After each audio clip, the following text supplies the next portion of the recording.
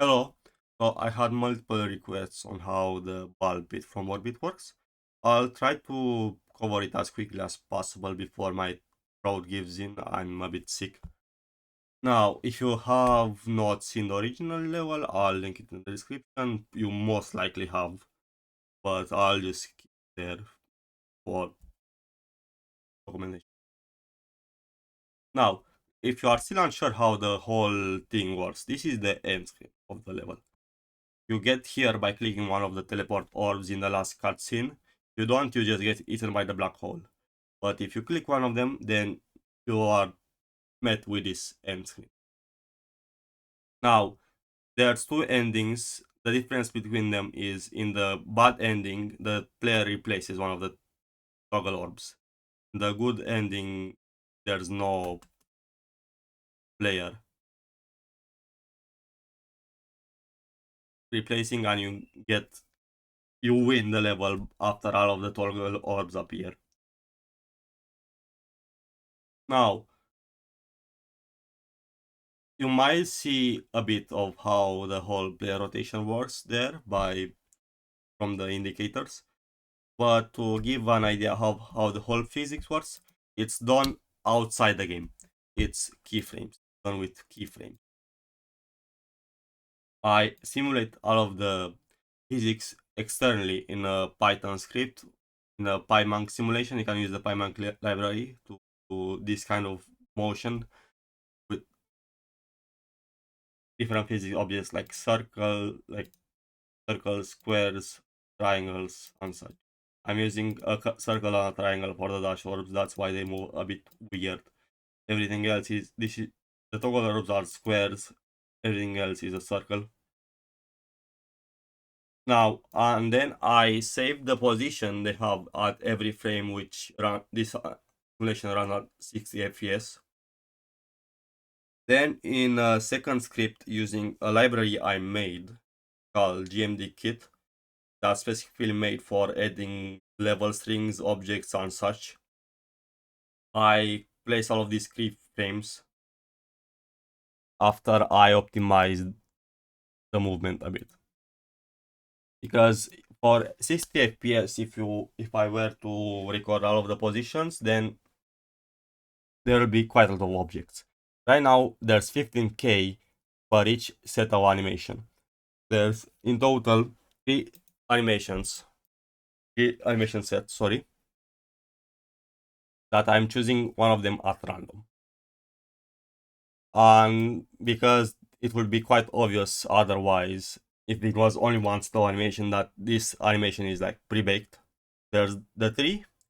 Then I'm also flipping the screen all the time along the x-axis using split screen. This value will invert the screen completely. I'm not using mirror because there are some issues caused by mirror from how it was coded. And I'm also randomizing the texture of the orb. And that's done by using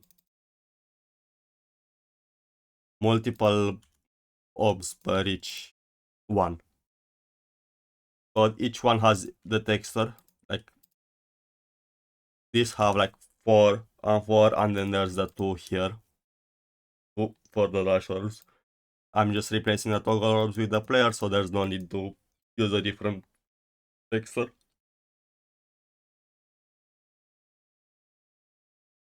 And how that is done is using these toggles and advanced only. So I'm toggling all of the textures off, then I'm choosing one to be toggled back on at random. Now how that is done is with remapping. There's 172 one triggers here, and each one remaps the orbs to those groups. Now, because remapping, this is spawn remapping, so what is spawned gets remapped, not the trigger itself, like some people think. Like if I have this and I spawn them, then they'll be fully independent, ignoring the spawn limit. There is a spawn limit, but explaining how it works is going to take a bit long, so I'm going to skip over it. But these are going to be fully independent, so I can just have like a bunch of remaps here and do the reuse this trigger logic for the entire for all of the robes. Okay. Now to go back to the keyframes for a bit. The keyframes have and to choose one. So how the because there were too many keyframes before, I had to optimize them a bit. And to do the optimization, because this I'm using curve to interpolate between just a few of the position. And with curve mode, this is specifically cubic natural splines. You can find the function in SciPy if you need it. But I used it to, so I'm splitting each, like the whole animation is splitting it by collisions. More on that in a bit. And for each collision, I'm running the optimization script. So I'm optimizing each segment as much as possible. I'm removing as many as possible keyframes to keep the object count a bit shorter. Now there are some issues. Like you can see here, when there's a lot of collisions, there's a lot of objects as well. I could have done the optimization better, but for this it was good enough. Now one more thing to note is because it's curve mode, I have to have like an intermediary keyframe between each one of them that has 0 duration. So I reset the, how it's called, the speed of the curve mode. So it gets here, it gets set to 0 speed, and the speed is reset on the next segment, and this segment is kept continuous. Now one more thing to note is with rotations. The rotations, the keyframe, are done on the shortest angle always. So if I have like this will always go towards the shortest angle with animating, unless you use clockwise and counterclockwise. Unfortunately, if you use curve mode, these options don't work. So the workaround is to compensate with 360 for this. Okay. Now there was one more thing to note. Okay. So all of these animations have the same star group. So everything in one set of animation gets activated by one group. Because if you use keyframe animate and have like an animation group, every single keyframe in that animation group is going to get activated. Now, if you don't use a target group ID, if it's like 0, you can also only give like a group ID here. Each keyframe will be applied just to that group alone. So that's a way to save on groups. You only need like one group on for all of this. Now, each keyframe will get activated all at the same time. So for orbs that jump in late, that bounce in later, I have to have like a very long duration on the first keyframe. Then it will stay in place until it has to move afterwards. So this here will just move like normal afterwards. But it will stay in place for a while. And also there's two sets of animation. One is specifically for, this first one is for setting the orbs starting transformations, like its scale, position, and rotation. And the rest are just for animating it afterwards. So there's two of them. I don't have the same one because I'll have to Also scale all of these ones, which will increase the file size slightly, and I wanted to avoid that by just doing this. Okay, now to get into how the player rotation works, to basically, because rotating the player itself is so difficult, you can't really do it like in a clean way, because if you use slopes, they don't interact very well with teleport triggers. So the workaround is to rotate the whole screen and rotate all of the orbs back. Now I'm using edit area rotate here because I'm using area rotate on the orbs. So because area rotate is temporary, it's transient. You don't see it. No, it doesn't affect the keyframes themselves if it doesn't toggle them. If it doesn't affect them, then I can have the rotate apply while these ones are still going on without being up where they are going. So now you can also use the parent ID here, but I didn't have time to test how it will work in this specific case. And this one with the area rotate had the best results. It was the smoothest, so I'm going with this. Now I'm rotating the camera and I'm also rotating the objects back. So that's how I'm rotating the player. But how I'm moving the player is with teleports. For teleports, you have to do it at a specific timing. So let's say this is the toggle orb. Where it is? Here. And this is the player. Because we are in classic mode and we cannot change the mode and we can't really force the player to stay in one position otherwise. If you do the teleport at the wrong timing in the tick, so there's a game loop that runs every tick and it does certain actions in a certain order, like it executes spawn delays, then events, touch, timers, so on, then collisions, before that movements. Now, if I did this teleport at the wrong timing, like from the spawn delay, or from before the player moves, then the player will get teleported and it will just do his movement and it's going to be offset slightly. And this will just make the whole thing be offset weirdly if I didn't rotate it. So if I rotate it with area rotate. To get around that, I'm teleporting on X collision. So the player will do the movement and it will get teleported. So it will match the position exactly like this. Now one thing to know with the collisions is you can have a collision only work when change is state from toggled on to toggle off once per tick.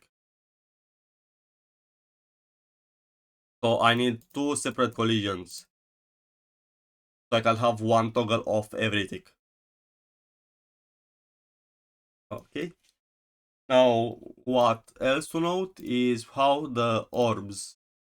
So there's like two bugs that are affecting the orbs, and they are related. The first one is if you have an audio scale orb. No audio scale, sorry. It's somewhere around here. Yeah, I keep losing it. Okay. And you are scaling it with a scale trigger or area scale or whatever else, then it's going to be in game slightly bigger than it should be. Like if it's this size, it's going to be this size in game for no reason if it's under a scaling effect, like scale, area scale, or keyframes. And the solution for that is if this orb is under an enter effect, then this bug doesn't happen. So if it's like entering the screen. So the solution is to just make this enter move, affect the whole screen, so the orbs are always entering the screen. That's one way to fix it. The second bug affects specifically the toggle orb and the teleport orb colors. So if they have fully black color, like black or this like 000, then in some cases they'll, if they are on the other side of the screen, they will be fully white instead of black. And the solution for that, we weren't able to figure out what the actual cause is, but the solution is basically to just make it almost black, just like 000010101. This is going to work. Fix that specific. But yeah, that's one of the issues we encountered. Sorry. Okay. Now, one more thing to note is how the thing actually fits the screen. Because if you've seen the video, then the ball pit touches all sides. But if you play it here, if you look at animations here, you will see that the ball pit doesn't go over the default camera guide. And I'm using a combination of UI, advanced follow area, and collisions. First, with UI, you can use it to get where the object was moved.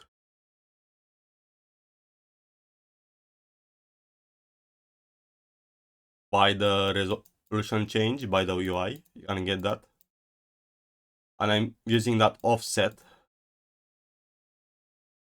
to when scaling down, when zooming in. So I stop the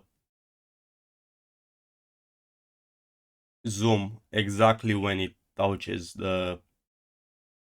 when it goes after the position. It will have, if it was the same size. And then I'm moving it back a bit to compensate if it's going too much inside.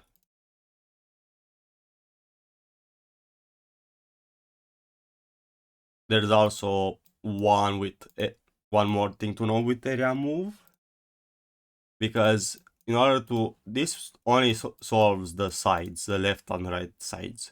If you also want it to be aligned to the bottom, then you need to make this one an edge with edge trigger. Then if you follow static a guide, then force it way down with offset, it's still going to be below, it's going to be stuck at the edge. And I get this position using an area move.